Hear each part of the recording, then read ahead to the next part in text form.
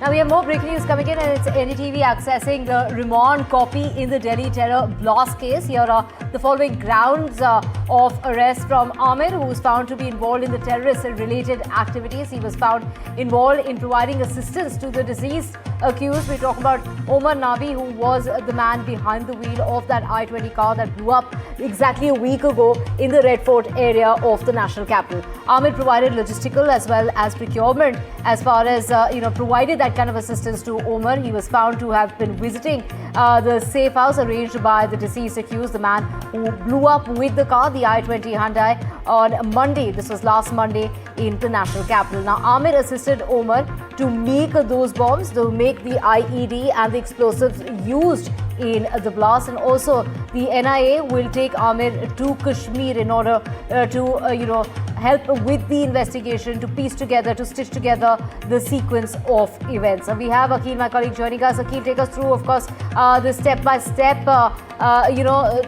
this remand copy that we've accessed as far as the Delhi terror blast case is concerned, and the role that Amir has played as far as this terror activity is concerned.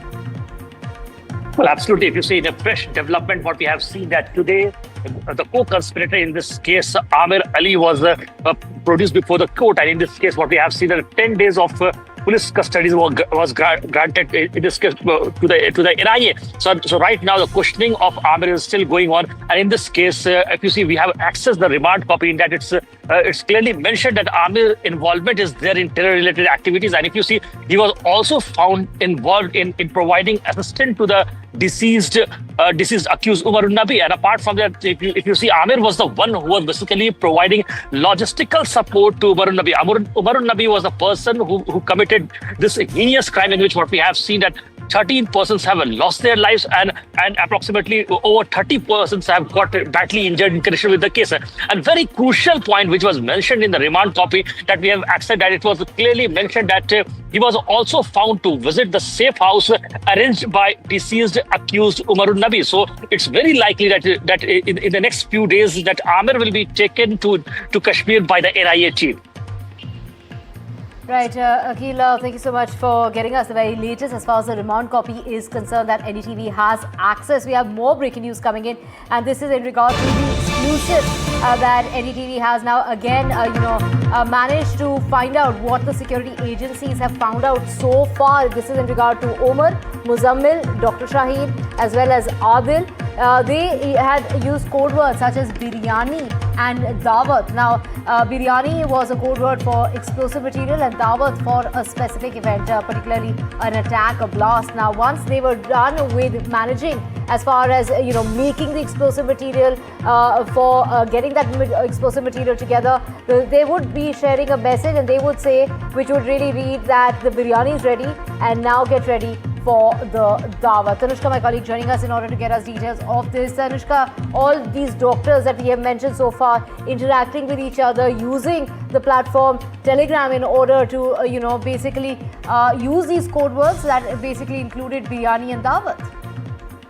Precisely, Divya, as the investigation into the Delhi blast progresses, its connection in terms of how the communication went ahead with these doctors that have also been arrested from this white-collar terror module comes to light. Dr. Parvez, who is the brother of Dr. Shaheen, and Dr. Arif, Dr. Farooq Ahmed were in contact with Dr. Umar, who is the suicide bomber, until 1 hour before the explosion. Before their arrest, Dr. Shaheen and Dr. Muzammil were in direct contact with Umar until the morning of November 8th.